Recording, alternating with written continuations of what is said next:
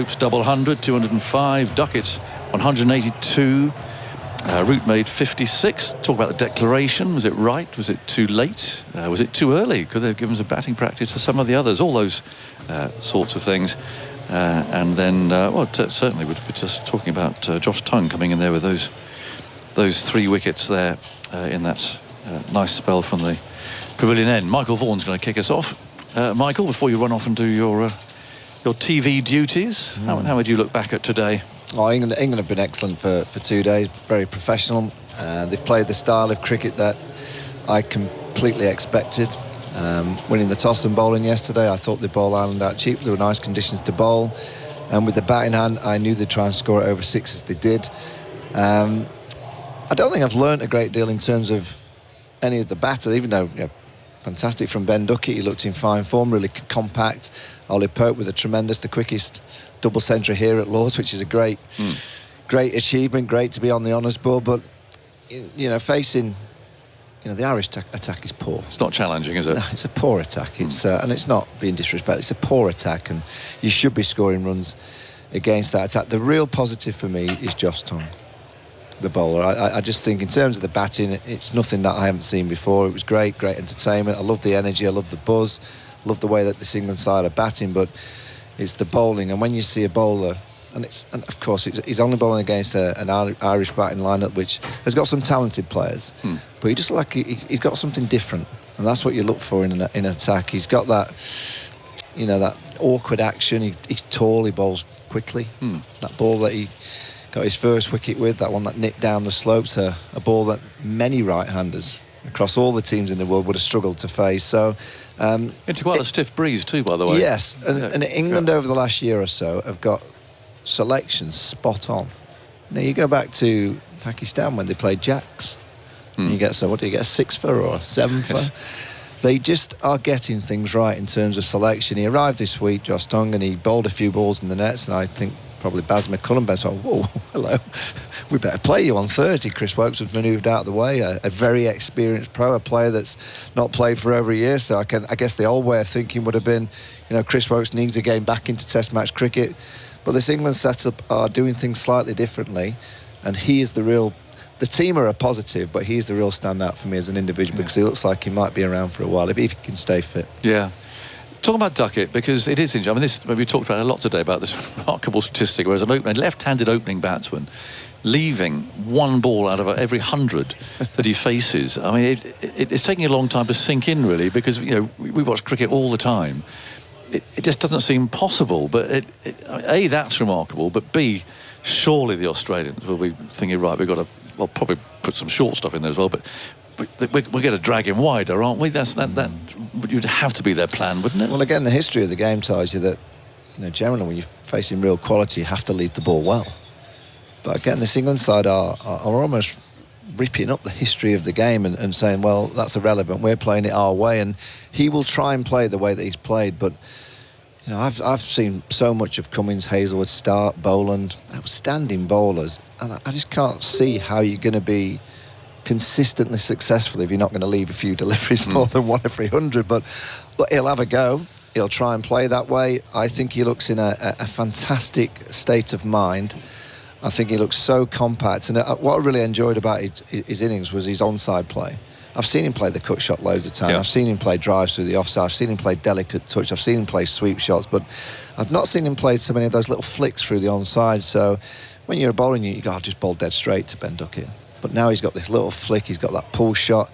He will get challenged by the short ball. They will challenge the ball around his right shoulder, try and get him ducking, probably get him playing under that right armpit, and then they'll throw it wide to him and say, go on and have a drive. He does cut well, doesn't he? So when they do put it wide, Alice is coming, the left-hander's coming in here. They've got to be careful with the length of that, because if they don't get that right, Bush is going to go. I don't think they will bowl wide at him. I think if they bowl wide at him, he'll be so happy there. You're saying, we'll go wide and wide because he's not going to leave it. That's his bread and butter, playing his cut shots. The slight worry, as you're always going to have when you as you're going into the unknown, is when the ball gets to 84, 85, 86 miles an hour, which Cummins, it operates as an average there, and it just zips away a little bit, and you're playing absolutely everything, and you're not looking to lead. Does he follow the ball with his hands? Does he do that? But today, and what he's done when he come back from, his second going at Test cricket, is very clear, isn't it? You say, I'm not leaving the ball, I'm playing everything. And it's, as a batsman, if you're that clear on your game plan and you know this works for you, isn't that the key? There's no second guessing. Shall I play? Shall I not play? Yeah. He's playing everything. He's looking to score of everything. And actually, he's under an 80 today. We're talking about it could have been this quick double 100, but as quick as anyone. But he's not flamboyant, is he? He just keeps the scoreboard ticking over because he's so strong square of the wicket. You're right. I think he's worked on his leg side game just to get off strike. And if you can do that as a batsman who's so strong square, because you want to avoid going to his real strong area, which is cutting, you bowl straight, and if you can just knock it for one and he's content, then that's just the art of batsmanship. I don't presume, Michael, before you disappear off, you'd think that England will. They've got just about everything. They ticked about everything. I think would they have wanted Bairstow to have had a knock and Stokes himself to have had a knock? Do you think the ideal scenario would have been that Ben Duckett got out just at 100 and Ollie Pope got out just at 100. Yeah. Joe Root got a nice 50, and then you get a bit more time for Harry Brook, get Johnny Bairstow an hour or so. But by the time they were going out there, it really was irrelevant. Ireland were knackered. Getting a half an hour to an hour's batting, trying to launch it out the ground here at Lords, yes, great fun, but I don't think that's preparing you in a sensible way for 2 weeks' time. It's the modern game that they don't play a lot of practice cricket. They generally just go out there and play, and what they've done in the last year and a half, you look at their preparation going into the series in Pakistan. They played 2 days in Abu Dhabi, then went playing golf. It worked, they won. Last summer pretty much just went straight into test matches, played great, they won pretty much every single test match. So I trust this England side in terms of the mindset of what they're delivering in that dressing room and the culture. And I don't think it really matters that Johnny's not had any time or Ben Stokes has had any time. I think in 2 weeks' time it will be absolutely irrelevant. This team are mentally prepared to play this brand of cricket. It's a gamble because they're playing probably the best team they've played in the last year or so will be the Australians. And it's just the mental challenge of making sure that they arrive in 2 weeks' time to play that way. If they do so, they're going to give the Aussies a good run. Yeah. Your TV runner has appeared to take you down to the outfield. We'll see you on the highlights, Michael.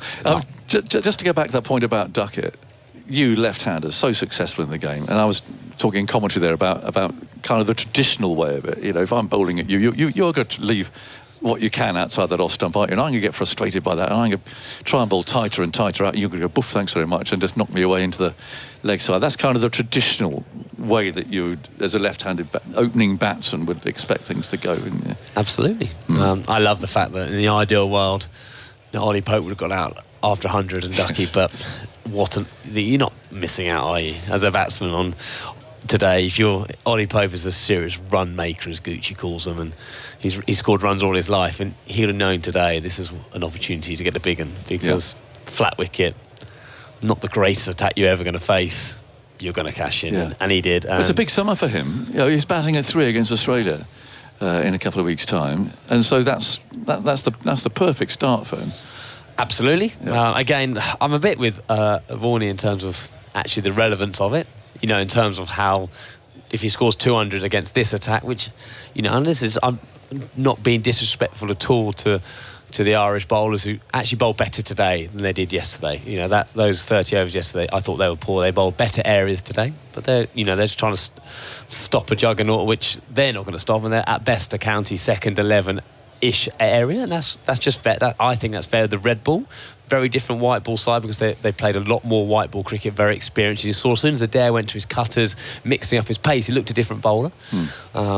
So the relevance of that, the 200 here, apart from just getting on the honours board and compared to next week, is nothing. But you can't knock it. They scored at 6.5 runs and over, and that's what's weird, isn't it? For me, scored 6.5 runs and over. It's been entertaining, but it hasn't been a compelling day, has it? The compelling sport is when it's missed the cut and thrust. Yeah, it has. It's been that inevitability, and I think that we have to give the inevitability of the result, and we have to give credit to the England side and the way they've played to do that. Because 4 years ago, it was a totally different kettle of fish. Every other side I would have played in a game like this would never have been able to dominate an opposition like England have been able to dominate. Well, a year ago, actually, if you turn the clock back, Ireland coming to Lords, you think, the way England are playing at the moment, they could have been knocked over. Niall O'Brien's here as well, Ireland Test player, of course. How do you look at today? That was difficult viewing. It really was. We spoke this morning. The thought process and the hopes were that put one bad day behind you and have a really cracking day. I think we all knew that England were going to dominate with the bat, and Ireland may just have a really good afternoon with the bat themselves, but it was difficult. It really was. Again, I give credit to England. They're ruthless streak, really. They're ruthless. Their runs there for the take, and you take them. You don't give anyone else an opportunity, because runs are hard to come by in Test cricket most of the time. Young players like Ollie Pope, who hasn't always had it easy at Test match level, this environment, this coach, this captain is perfect for him, because they say, we back you, we trust you, and that's a nice way for him to start. Would have been nice maybe to see a bit of Harry Brook at some stage come out and bat for an hour, but he's obviously had a wonderful 12 months or so as well. I was pleased the way that Ireland fought in their second innings. That last couple of hours, they could have easily have folded.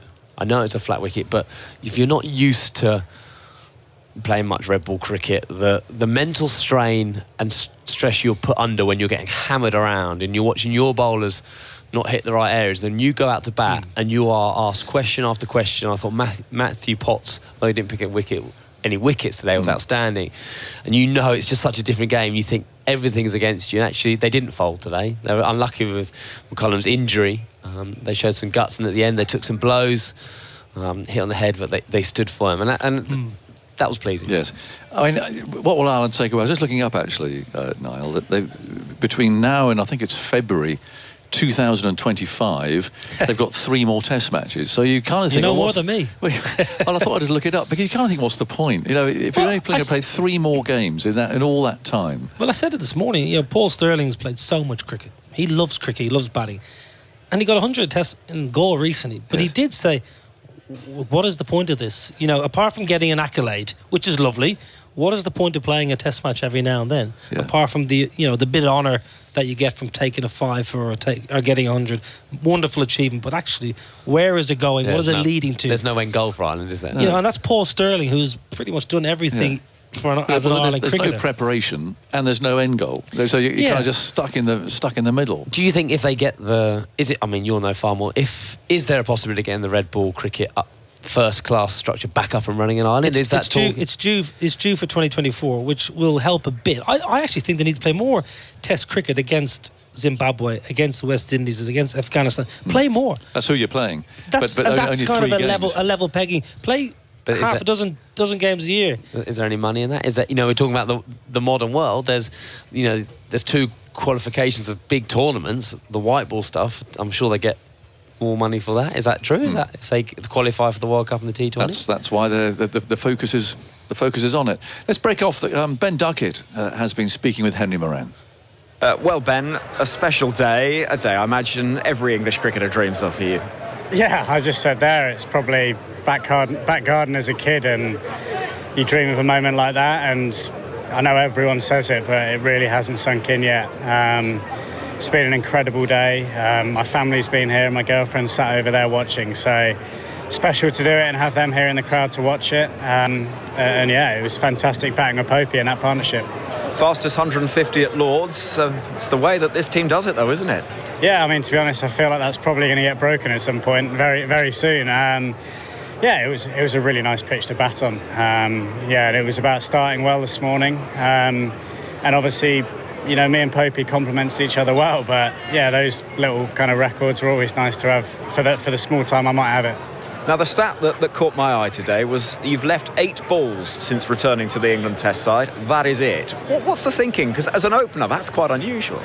Yeah, I mean, it's something I kind of do and have done throughout my whole career. It's why I didn't believe I could play Test cricket for a few years, because, watching Test openers are about leaving the ball, letting the ball come to you. And thankfully in this team, I've been allowed to go and play my natural game. Obviously a lot of those deliveries were probably in Pakistan as well, where it doesn't do much from the seamers, so you don't have to leave too many balls. But pitches like this, it was kind of a nice pitch to kind of get bat on ball. I actually saw that earlier, and it was quite funny to see that. I know I don't leave too many. I actually remember the leaves more than some of the other shots. Had you been told that this isn't the way an opener plays? You won't be able to make it in Test cricket playing like that. I hadn't been told that. I obviously wasn't spoken about for years. And I guess in my head, I just thought this is how Test cricket should be played for a number of years. And, I didn't go out and try and bat differently. I stuck to how I play. And thankfully, Stokesy and Baz took over and wanted me to bat at the top of the order. And almost, I think I play with even more freedom now than I did before. Whoever's bowling, you can go out there and take them on or try the positive option, which for me is the best way that I can play. A word on Ollie Pope, because that was some innings. Yeah, it was incredible. Sometimes when you're in a partnership like that, it's pretty crazy because it does seem quite easy because you're both scoring so freely, ticking over. He's a great player and he's a massive part of this team. And I don't know what we finished up on as a partnership, but it was really enjoyable spending time with him today. Of course, this is the build-up to the Ashes. Was there any conversation about how to approach it, who would get a bat and when you'd have a declaration? Not really. I wasn't sure at lunch if we were going to told to get on with it, but then I said to Popey, I think we were going all right before lunch. So, no, it was pretty chilled out, to be honest. There was no real talk. We were probably going to have another 10-15 minutes, but then Popey got out, so I thought we'd go and have a bowl. Josh Tongue, special day for him as well, and reward after a wicketless first innings. Yeah, especially on a flat pitch, to come out and take 3 for was a really good spell. And I think maybe 7 or 8 overs there, he kept coming in. I think he's going to have a big part to play tomorrow, and there's a fifer on the cards for him. Yeah, and exciting to start the summer in this way. It's gone the way many people expected this game, but still, you've got to continue that momentum that you've shown in the last 12 months as a side. Yeah, exactly that. We can only play against the opposition that are put in front of us, and we went out and did the exact same thing we've done all winter, which is not really talk about plans or doing anything, reacting to the situation and enjoying it. Stuart Broad told us last night, just finally, that you've not discussed the Ashes yet. Is that right? Not at all. I've not been a part of any conversations about the Ashes, no. I think the media will leave that to them. Yeah, we'll keep talking about the Ashes, no doubt about that. Interesting, he's sort of backing up what we were saying, really, about left-handers in particular and the traditional way of doing it, and how he thought that he wouldn't make it because that's not the way that he plays. Yeah, and I think it to me it just shows, doesn't it, like the power of the brain and the power of expectation, and how if you as a batsman can get clear in your technique and in your method, how you then can be successful. No one's got the perfect technique. No one, and there's not one method which fits all. It's finding your method, and it takes time. And it's all like Ben Duckett's there saying, I'm glad Ben Stokes and Brendan McCullum took over because they allowed me to play my natural game.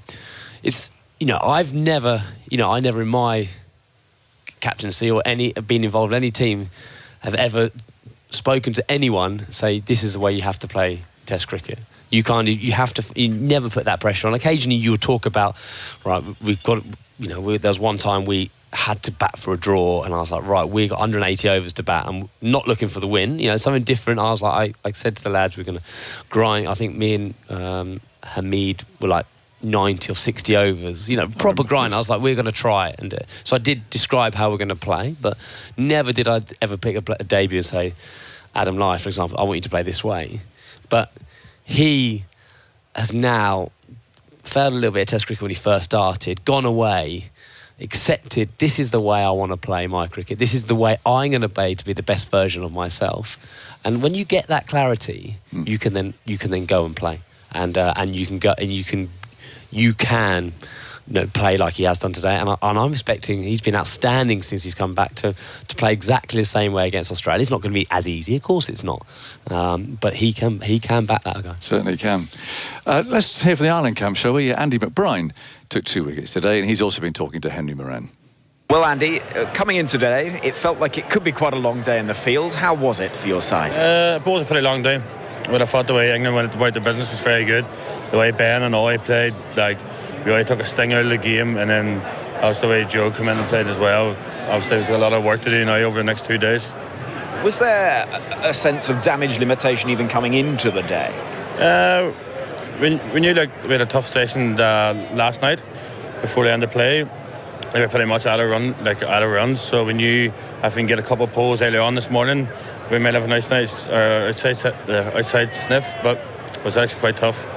As a spin bowler, do you relish that opportunity to come out there and think, right, they are going to attack? Yeah. What have I got? I can get the pros and cons because they're very attacking batsmen, and you start sort of playing with attacking fields. But no, I thought the way they played, the two lads played today, I thought it was brilliant. The context of this Test match, of course, there's plenty more to come for your Irish side in coming weeks in terms of white ball cricket. England have the Ashes. Has it been difficult to try and fit this game in terms of the context of everything? Yeah, so we had 3 big games last month against Bangladesh. The 3 World Cup qualifying games, they're obviously quite big, but we've had probably 4 or 5 days at home prepping for this, and then we had a good run out against Essex, so we've had preparation, but obviously when you come up against England, top side like England, it's always going to be difficult.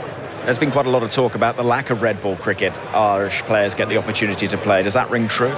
Yeah, we probably haven't played first class cricket since probably COVID.